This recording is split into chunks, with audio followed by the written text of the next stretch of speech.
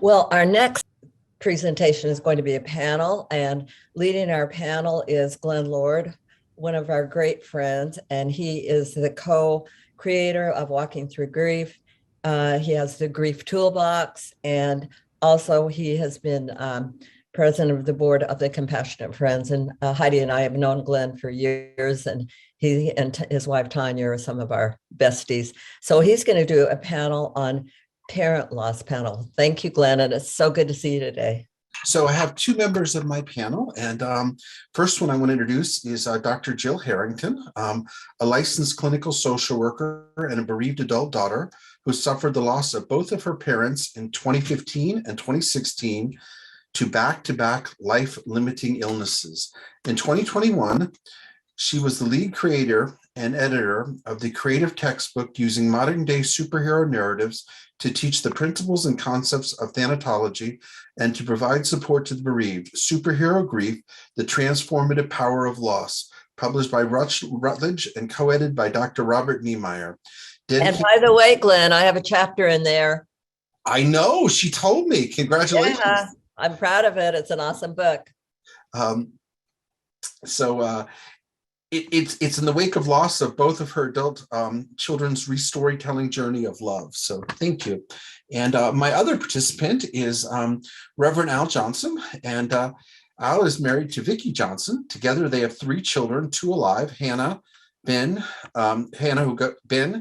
Zachary, and one in heaven, Nicholas. Nicholas died in 1989 from leukemia. Al is an Episcopal priest who served many years as a parish priest and now serves on Bishop Sean Rowe's staff in the Partnership Diocese of the Northeast Pennsylvania and Western New York area. Al has spent countless hours with bereaved parents over the years, and most especially with bereaved parents of sports, exploring spirituality and grief. Al volunteers with the local Barrington County Fire Prevention District, as well as with the Above and Beyond Family Recovery Center in Chicago. He is author of the recent publication, Grief Set Free, a memoir. By the way, that's a great book, and I also have given him a testimonial for it. Hey, Al. Yes, you have. Thank you. Well, thank you all. And so the three of us are here today to talk about what it means to lose a parent. And in our case, we had some discussions kind of preparing for all of this. And so, Jill, when we were preparing for this segment today, you shared with me that you feel as if losing your parents in adulthood has been an experience of disenfranchised grief. Can you help maybe explain what you mean by that? Sure. Thank you, Glen. So as you said, I had lost both my parents in 2015 and 2016 back to back. They were 72 and 73 years old. Both native New Yorkers. In that summer too, what I failed to actually share as well was that the babysitter who had become part of my family, Ashley, died suddenly, I would say suddenly, of leukemia. She had a very quick onset of leukemia and died within 4 to 6 months. And I was on my way to go visit her when she died at the hospital in Cincinnati. And then I turned around that summer and was caring for my father, who was on hospice care for 2 months and at his home.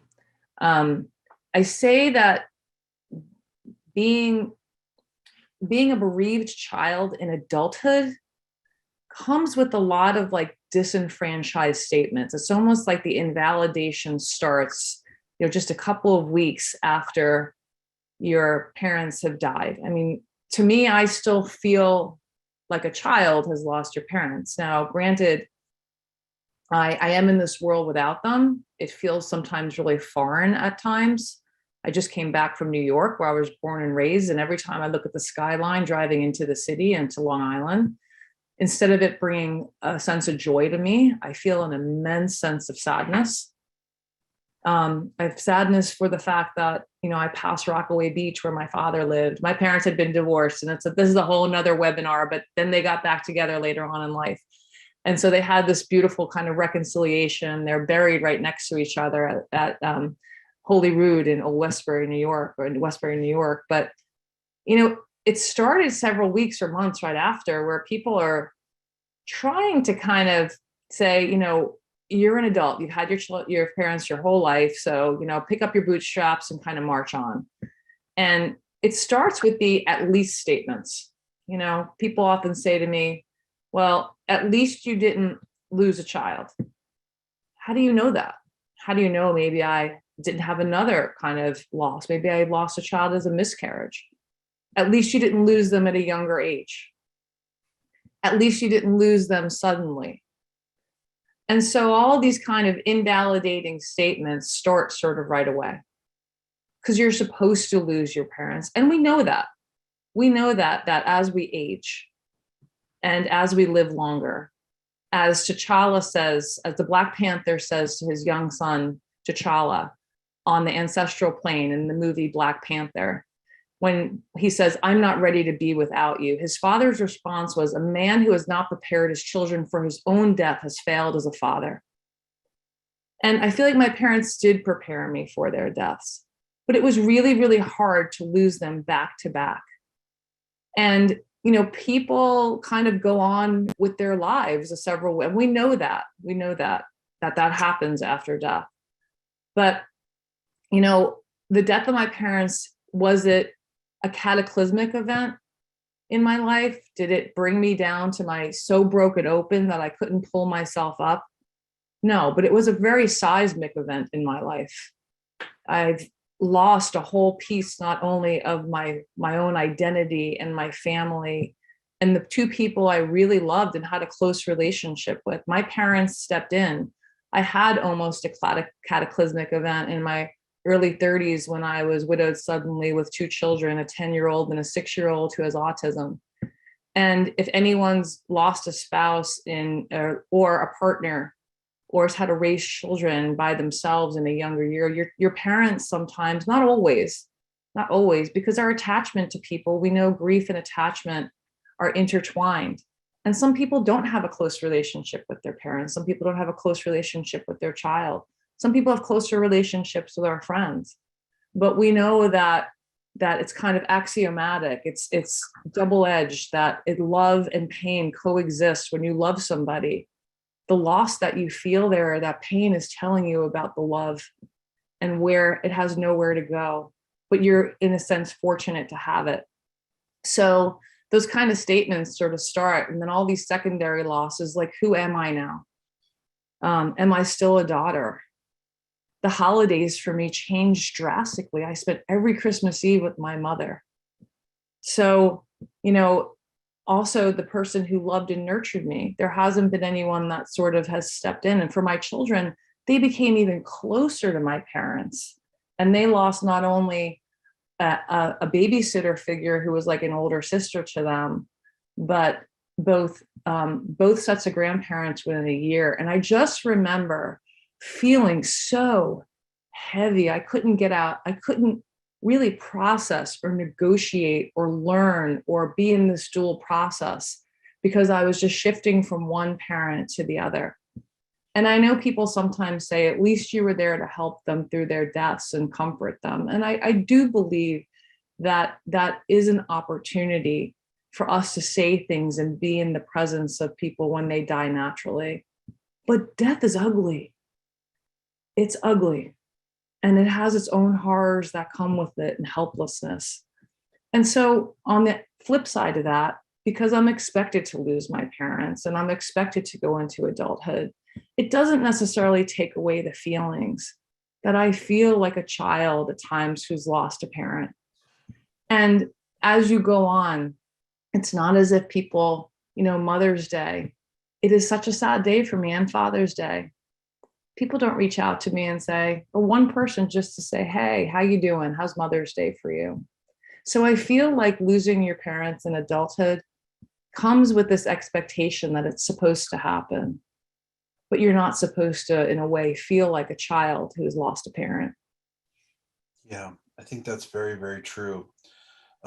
And I think it actually leads into kind of the reality of my world too, in terms of my mother died. And 2 years later, my father died. Well, when my mom died, she had had a very long-term illness of about 20 years, and it had been debilitating. And although her actual death was meaningful to me, I had been losing her progressively for years.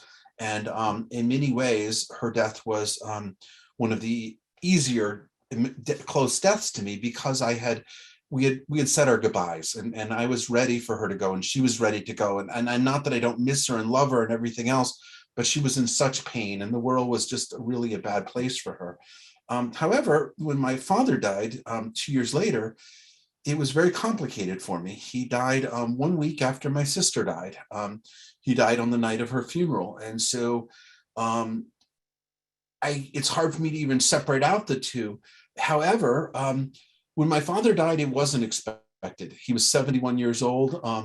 His father lived to be 98. I had no expectation that he would die anytime in the near future. To me, he was going to be something that I had many more years to be together with. And when he died, my world completely changed. I actually became the oldest member of the generation in my family. So my position completely switched. So I can really relate to what you're talking about that identity of kind of understanding who I am. And I still feel like right now today, there are all these things that I didn't even know I should have been talking to my dad about. And he did prepare me for the fact that he would die, but he didn't prepare me for what it meant for me to be in my 50s, or for me to be in my 60s, or for me to be, having children who are now thinking about taking on wives of their own, because I have two other sons. And so it's just one of these things that I found added to all of the pain. And then when like you pointed out, I'm a bereaved father. And when I tell people about my son who died, even though it's 20 years later, for the most part, people understand that a child is part of your life forever. And even though there can be that moment when I feel like they don't understand at times, in general, it is part of what people see. But what they don't see is that, my dad's been gone now for 5 years. And it's not supposed to be part of my life. It's supposed to be something I'm over and moved on. And in reality, it's not. It's something that it still affects me. And I still find myself wanting to pick up the phone and ask for his advice. I still want his approval. I still want him to help direct me with where I'm going. And I very much relate to that pain. And I also very much agree that there was a lot of support for my parents' deaths until about 24 hours after the funeral. And that's about when it changed. And so that was about how long that the world was okay with that. And it was very difficult to have people understand that you had used a word when we were preparing for this that I never really thought about. But to be orphaned as an adult is an interesting concept. Al, I wanted to ask you a question. You had, you have had two losses that are kind of on the opposite ends of the scale. You had your son Nicholas, Alvin, die, and your father at 7, and your father, Alvin Carl, die at 85. Does the age of the person matter when it comes to the grieving process? I think you're muted, Al. Yes, thanks for the question. I really tuned into a couple of things just before I get to the answer. One is when Jill, you talked about the expected, because the adults are older. And I remember in the first church I served, my grandfather, who is the first Alvin, I'm the third, my son was the fourth. When he died, and I told the parish, and somebody said, well, how old was he? And I said, well, he was 88. And they said, oh, well, he had a full life. And I remember thinking, yeah, I get it. And then it came to me that I think what the expectation was, it somehow wouldn't hurt as much. Mm-hmm. And I thought that may be the case, but it's kind of like back to what you were saying before. I mean, how would anybody really know that? And it's probably more a comment made for the comfort of the person saying it versus the comfort that would come to me.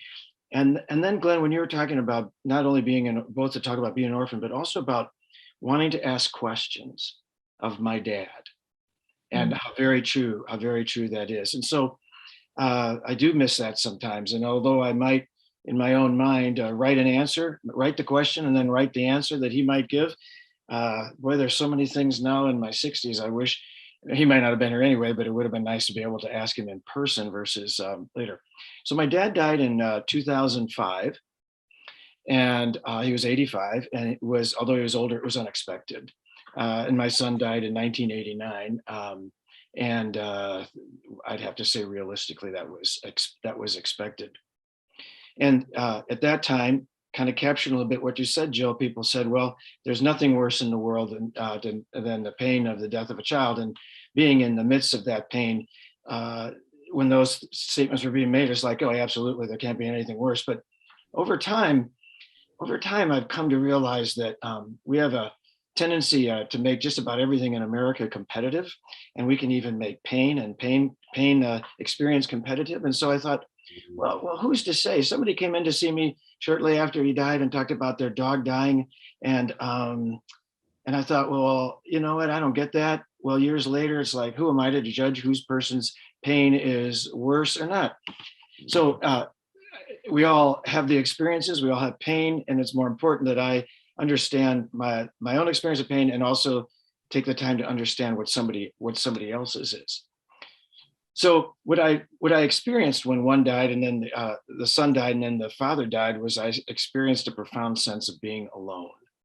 And I didn't have the same pain when my dad died that I did with my son, but what they both contributed to was, this wasn't the vision I had, and so I felt alone. I felt alone in that particular place. I think you hit the nail on the head, is that, we're so quick. I often say that the grief Olympics, so whose pain is worse, or whose pain is more intense? I mean, if somebody had a physical accident or injury and they were in pain, we're able to see it a little bit more, but would we say to them, well, at least you weren't like all broken up in that accident? Like, what is it that we don't comfort people by just being able to say something to them, like, how are you doing? What does this mean to you? I mean, I have both a client and a student who their parents were their world. So my student who lost her father when she was 30, her father was, and she has no children and not married, her exceptionally close to her father. And then I have a client who's in her 50s who never married and live with their parents. They have more of a sort of this communal relationship. It's the way their culture is, and they live together. And both her parents died within 4 months. And people were so easy, like, to just dismiss her pain. Like, why can't we just acknowledge, if people are in pain, that it hurts? It hurts. We have to somehow classify it into this hierarchy. Right. Yeah, I agree. At least is a very minimizing statement. I mean, once you say at least, you're minimizing it. And I think the reality is that all grief is just that, it's grief, and all grief is very personal. And for me, for the longest time, my son's loss was clearly my largest loss in my life. But I would argue right now that my effect of my father's loss is actually greater on me at this moment in time, in terms of my impact of how I feel with it all. But that's a personal thing. And so I think it's very much, what is the greatest loss? The greatest loss is your greatest loss. And that's where I think all of that goes. One of the questions I had, though, is because I've really been thinking a lot about that. Jill, when we were talking, you mentioned, you kind of said, well, I was orphaned in later life. And I wanted to ask the question to both you and Al, to kind of say, all of us happen to have lost our parents in later life. We were all full-fledged adults functioning when we lost our parents. And orphaned is traditionally used for someone who loses their parents under the age of 18. Is there a difference when someone loses their parents earlier in life versus losing them in midlife, when we kind of all lost ours? I think there is a difference in a way. It can be. So, and different doesn't mean better or worse, or it just means it's different. There's different influencing issues. And I think when you're under the age of 18, we tend to forget that family kind of serves as a means of protection in this world. This world is not an easy place. This world is full of a lot of pain, horror, and suffering. And our family serves as, our parents in a way serve as protection for us, hopefully, to protect us from harm, to nurture us and raise us in the world, to show us the ways in which to live and survive. We tend to think that life is not about survival. And what we're seeing going on right now in the world, and we've seen in the world, how, the atrocities of the world can happen.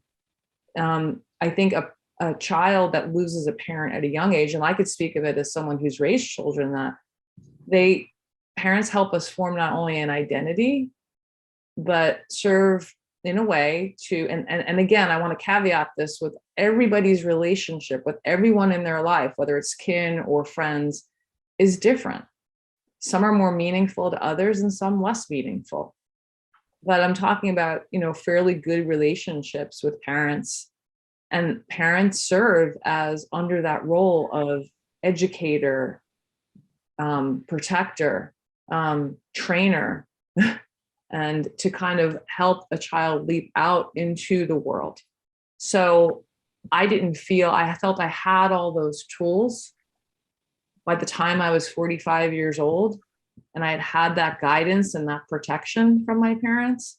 So I do think it is different. My own children now, not knowing their father, my son particularly, who has autism, it's something that, not knowing somebody, losing a parent in childhood, it's something that kind of adds to his grief a lot, because he wonders who this person was, and he could only learn about him through stories that I tell him or through other stories. And so it's another layer for him to have to negotiate in his grief. Yeah. I think that what it reminds me of is, I think it is different as ages, is that when our son died, our daughter was 2.5, and she had when she got to age 7, she processed his death again. When she got in her teenage years, she processed the death again. When she gets to 20, and again when she gets married again, and there's every time she's as she ages and matures, she doesn't go back. She moves forward into, what does that experience mean for her life right now? Now, I think this is a total projection on my part, but I would think that if my parents had died at a young age, that would have been my experience. I would have tried to process that loss at every time I grew and did something different or celebrated some great time. I mean, when my son got married 2 years ago, Zachary, I missed all of my family. I missed all of them. Now, I just want to comment on one other part of this, though, that my parents did live to be, I think, considerably. My dad, 85, my mom was 93 or 94 or something like that when she died. They had, they had years, and I had relationship of years. And my mom died after 3 years of dementia, so one could argue that there was preparation. This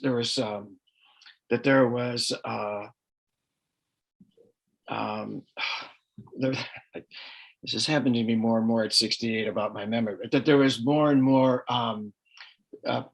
preparation. But one of the things about having that ease is that they're gone, and all of a sudden I'm 65 and I am close to the edge of the cliff. I mean, I'm close to my own death. I'm in the last quarter of my life. And they were a protection, Jill, because I could psychologically say there's still another group ahead of me, knowing that's not how it works. It doesn't work that way, but knowing I could still say there's a group ahead of me. I mean, it's yeah. No, I remember feeling like that. Like I looked at, it's sort of also, it's a part of yourself. You're starting to, in a way, I felt necessarily like I'm kind of disappearing. So it's the sort of part of the death of self, because our parents are such a huge part of us and our history and again, like you said, Alvin, it's not necessarily that way, but there was this mental protection that, like, I remember looking, going, I'm the next generation. Like, I'm the generation that I was looking up at, like my grandmother, and I had great grandparents in my life, but I remember saying, what are my kids looking up at now? I'm now the end of the line, at 45. And so that was really in my mind, like, definitely a journey that I've had to go through now that I'm entering into middle agehood. Exactly. Oh, good Lord, isn't that true? I thought that was a really good juxtaposition there, though, because as you're sharing your children's experience there, Jill, and then to juxtapose that, Al, with your reality of losing your parents when you are already a senior citizen yourself in terms of that. So having both of those realities, I think, is really true. And I think, Jill, you talked about it, kind of that forming who we are is very different. But our parents are our parents forever, and they still have that connection to us. And there's a piece that they play, as you say, Al. There's things, that protective avenue of what we want to do. And when we were preparing for this, there were things you were sharing about what it means to be a man in your 60s that you would like to be able to ask your dad about what it's like to be a man in your 60s, that you don't have someone to ask those questions to, in terms of where you're at and where you're doing.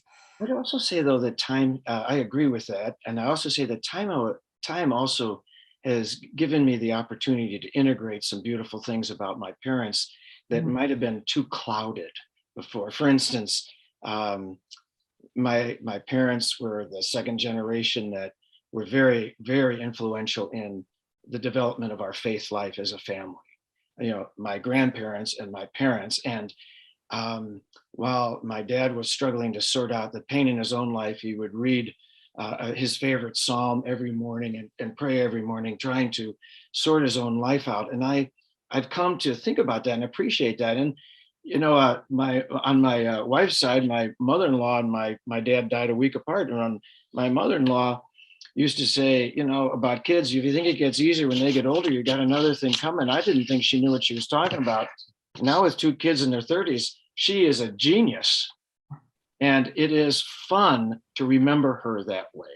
It is fun to remember her. It's heartwarming to remember her that way. And the same to remember my dad's sense of faithfulness. No, I think that's beautiful, because the fact is that there parts of them do become a part of us, and we magnify them and expand upon them, bringing our own personalities in there, and then having that memory of them in a way that is just so powerful and connecting, I think is really, really important. Mm-hmm.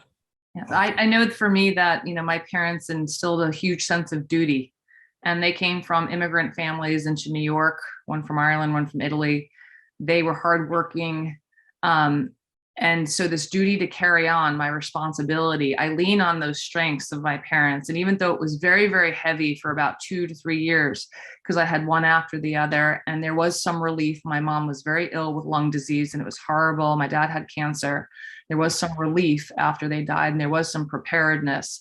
But after that, the aftermath of it, it's been, in order to really kind of help motivate me in my grief, has been this duty to carry on, to instill those kind of values with to carry on the traditions that we had. We were just at my sister's house this weekend, and all the grandchildren, a great grandchild is here. My sister took a picture and she said, Mom would have loved this. She loved her grandchildren so much.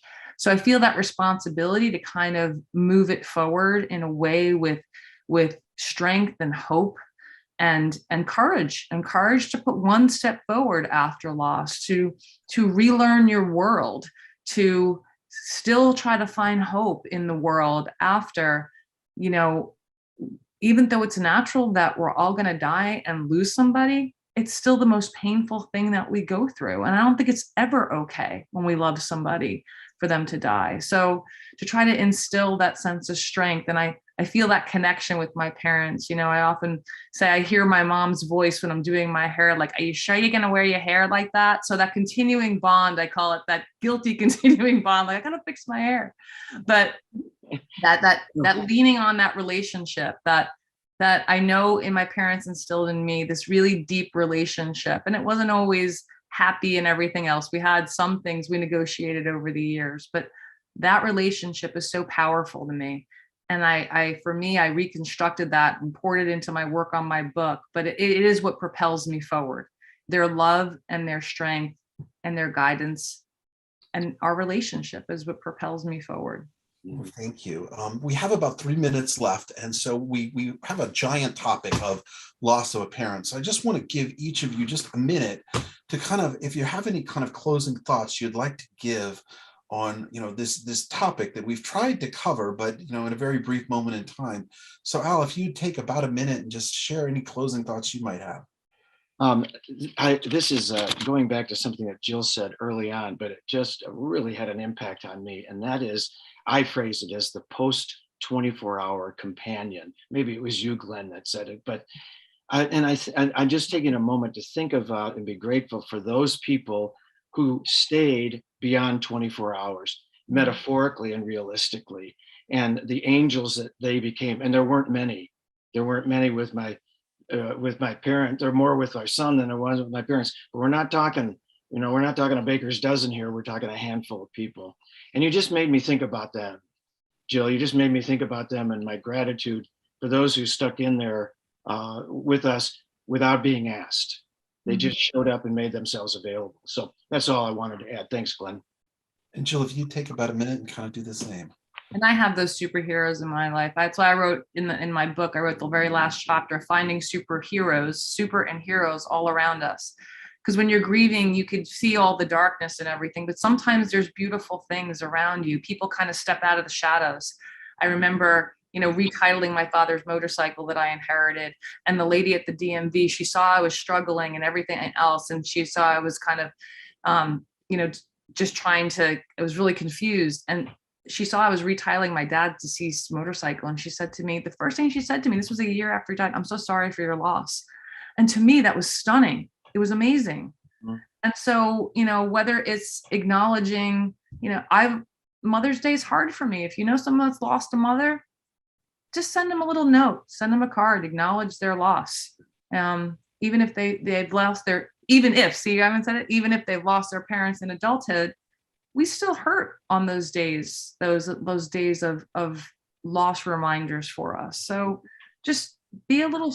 Superhero acts don't have to be huge. They could be little gestures of just hope. I get a card every year from a grief organization around anniversaries. And I just love getting that because it acknowledges to say, hey, we're here for you.